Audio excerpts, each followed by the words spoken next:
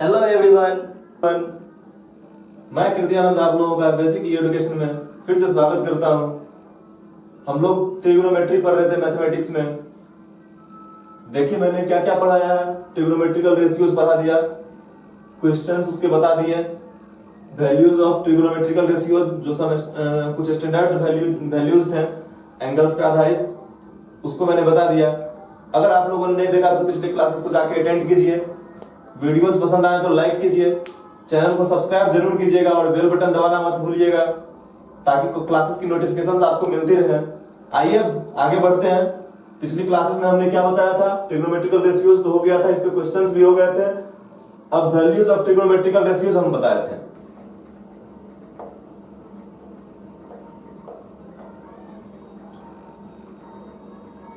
Into cos 30 degree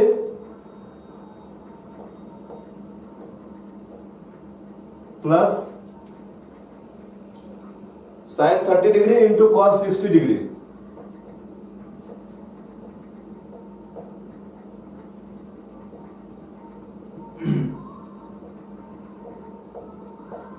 इसका हमको value पता करना है।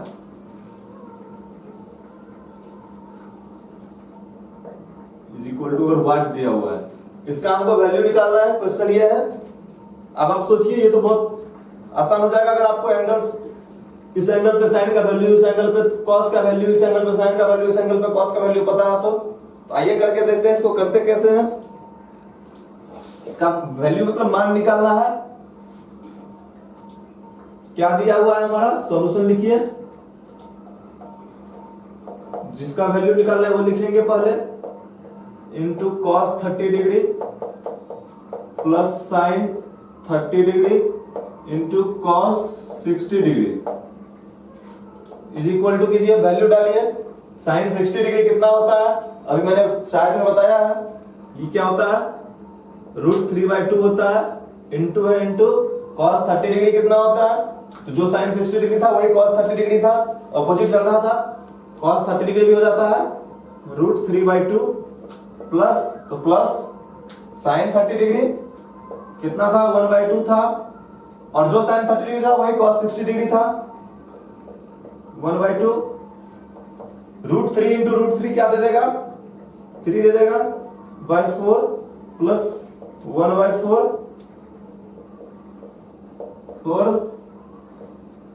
3 प्लस 1 इज इक्वल टू 4/4, करके 1 दे दिया। यही इसका आंसर हो गया। तो आई थिंक आप लोगों को समझ में आया होगा। एक बार फिर से समझिएगा, मैंने कुछ नहीं किया। इसका हमको वैल्यू पता करना है, क्वेश्चन में कह रहा है, यानी इसका मान निकालना है। इज इक्वल टू कितना होगा? sin 60 डिग्री है, मैंने उसका वैल्यू दिया, इंटू है, इंटू किया, cos 30 डिग्री है, cos 30 डिग्री का वैल्यू डाला, प्लस है, प्लस किया, sin 30 डिग्री, sin 30 डिग्री का value 1/2, cos 60 degree, cos 60 degree का वैल्यू 1/2। पहले तो ये मल्टीप्लाई होता है, मल्टीप्लाई किया। बोर्ड मास आप लोग पढ़े होंगे।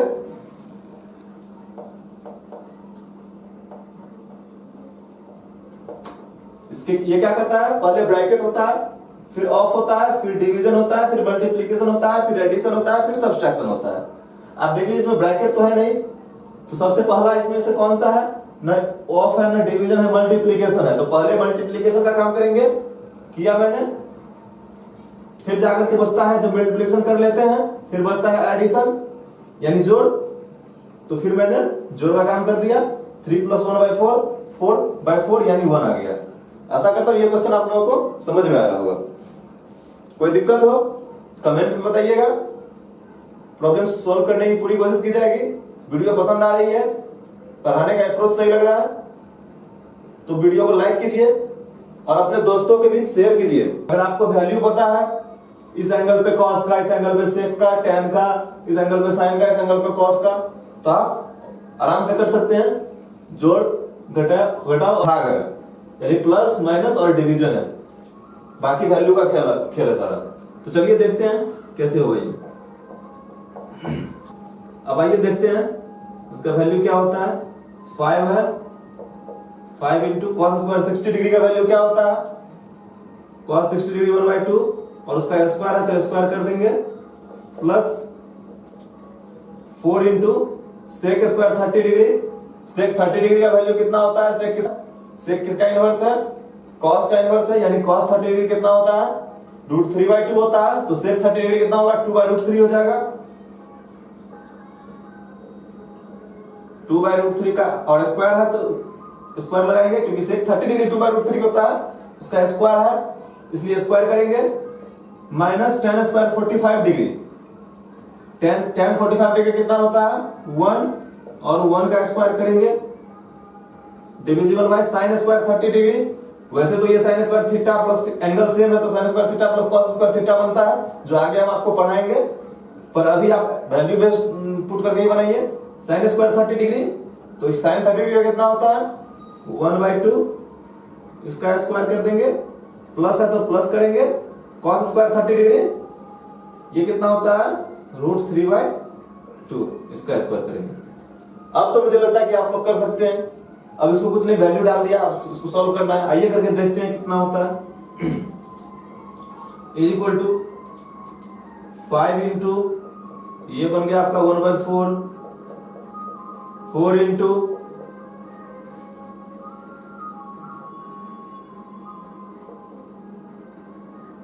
4/3, √3 का स्क्वायर तो 3 होगा और 2 का स्क्वायर 4 हो जाएगा, -1, इसको डिवाइड करना है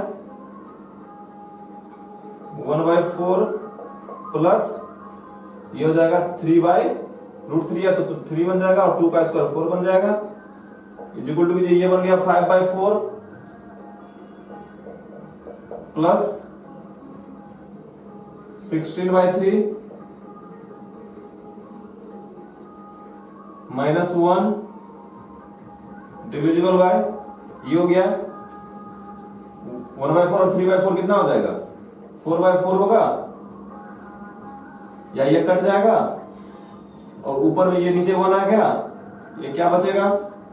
आप खुद देखिए, एलसीएम लेंगे, ये 12 बचेगा, नीचे में तो 1 बच गया, कोई फर्क नहीं पड़ता है, नीचे 4/4 कट गया, 1 बच गया, और समथिंग 2/1 को क्या लिखते हैं? 2 ही लिखते हैं, यानी ये नीचे वाला कुछ ये नहीं रखेगा आप। अब देखिए 4 3 जा 12, एलसीएम हो गया 12, 4 3 और इसके नीचे कुछ नहीं तो 1 है, 4 3 इसका एलसीएम होगा 12, 4 3 जा 12, तो 5 3 जा कितना हो जाएगा? 15, 3 4 जा 12, तो 16 4 जा 64, माइनस 12 1 जा 12। आइए करके देखते हैं कितना आता है ये। तो पहले एडिशन फिर सब्सट्रैक्शन, ऐड कीजिए, 64 और 15 ऐड करेंगे तो 79 देगा, -12/12। अब देखिए सब्सट्रैक्ट करें, 9 में से 2 गया 7, 7 में से 1 गया 6, 67/12 आ गया। ये आपका आंसर है, या आपको इसी को लिखना है तो एक स्टेप और, अगर ये नहीं है तो मिक्स में दिया हुआ है, पूर्णांक में दिया हुआ है, तो ये लिखेंगे 12 5 60, 5 मिक्स्ड 7/12, ये आपका आंसर बनेगा। ये हो या ये हो, बात बराबर है। एक बार फिर समझिए, मैंने वैल्यू पुट किया सबका, फिर पहले मल्टीप्लाई होता है, मल्टीप्लाई किया, फिर नीचे भी वही है, सबको सोल्व किया मैंने, और फाइनली मेरा आंसर आ गया। अगर जहां नहीं समझ में आया तो बताइएगा कमेंट में, कोशिश करेंगे फिर से समझाने की। यदि a is equal to 60 degree, b is equal to 30 degree, तो सिद्ध करना है, प्रूफ करना है कि tan a minus tan b, sorry tan a minus b is equal to tan a minus tan b divisible by 1 plus tan a into tan b। यही हमको proof करना है। आइए देखते हैं इसको कैसे करेंगे। लिख दीजिए जो दिया हुआ है, given a is equal to 60 degree, b is equal to 30 degree. अब लिखिएगा LHS is equal to tan a minus b is equal to क्या हो जाएगा आपका? tan 60 degree minus 30 degree, 30 degree is equal to दे देगा ये tan 30 डिग्री। अब आप लोगों को याद होगा tan 30 डिग्री का वैल्यू कितना होता है, 1/√3 मैंने बताया था।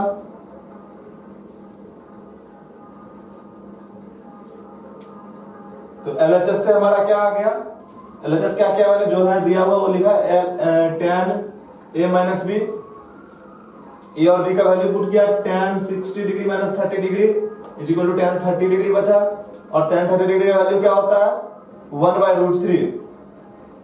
LHS से मेरा 1/√3 आ गया। अब फिर बात करेंगे RHS की। राइट हैंड साइड में क्या दिया हुआ है, tan a minus tan b divisible by 1 plus tan a into tan b।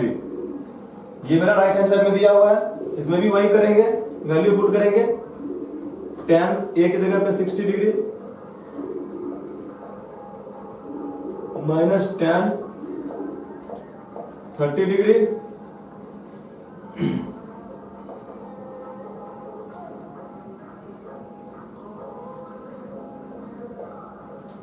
Divided by 1 plus tan 60 degree into tan 30 degree. अब अगर इसको हम प्रूफ करते हैं तो इज इक्वल टू कितना होगा, ये यहां से है, इज इक्वल टू क्या देगा हमको, tan 60 डिग्री क्या देगा √3 दे देगा, माइनस है तो माइनस tan 30 डिग्री क्या देगा 1/√3 दे देगा, नीचे में क्या है 1 प्लस tan 60 डिग्री √3 इंटू 1/√3 देगा tan 30 डिग्री। अब यहाँ देखिए ये √3 कट गया, क्या बचा, ये ऊपर में क्या हो जाएगा सब्सट्रैक्ट हो जाएगा यानी घटा हो जाएगा, तो वो हो जाएगा LCM √3। अब LCM √3 हो गया, यहाँ नहीं कुछ नीचे में 1 है, डिवाइड किए √3 टाइम्स यानी √3 इंटू √3 क्या हो जाएगा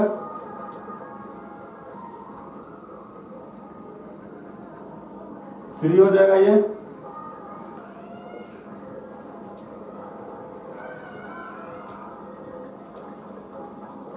LCM हो गया √3।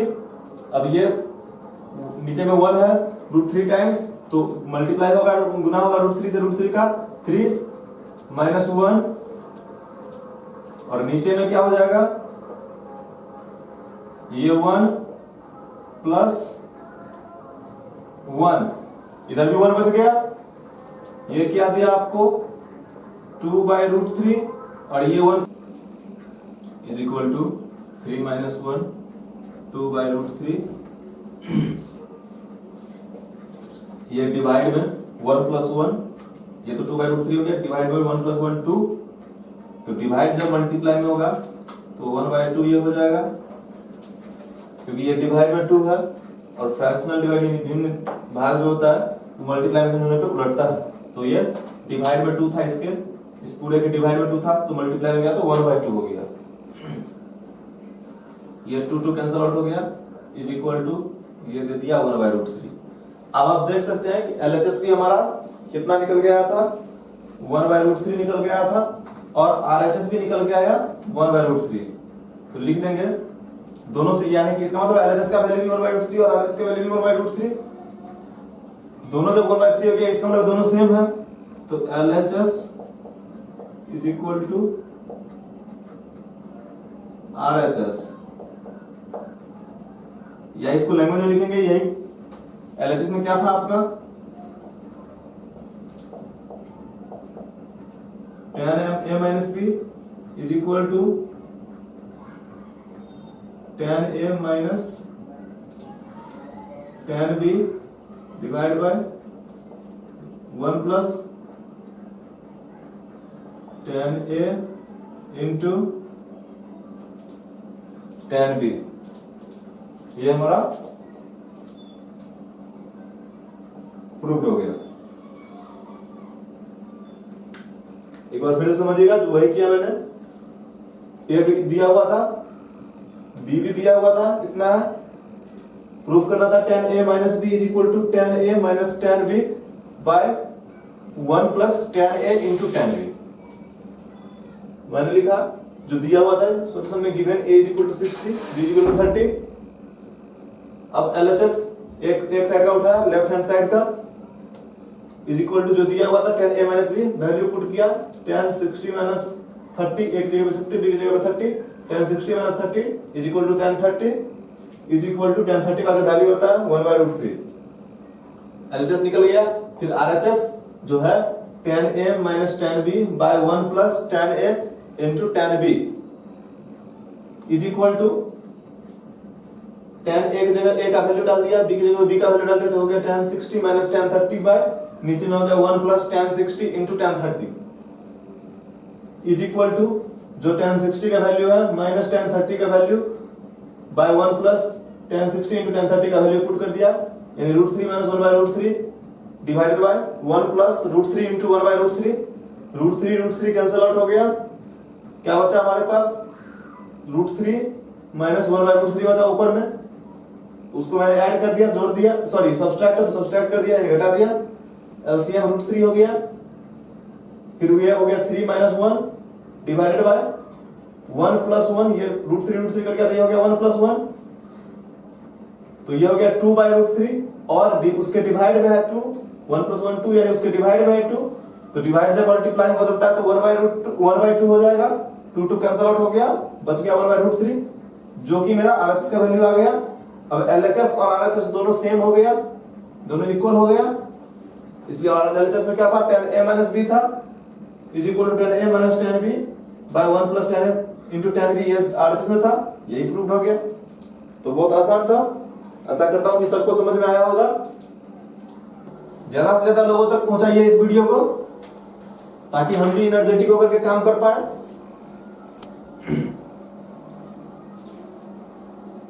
चलिए अब इससे आगे अगले क्लास में पढ़ेंगे हम लोग। धन्यवाद।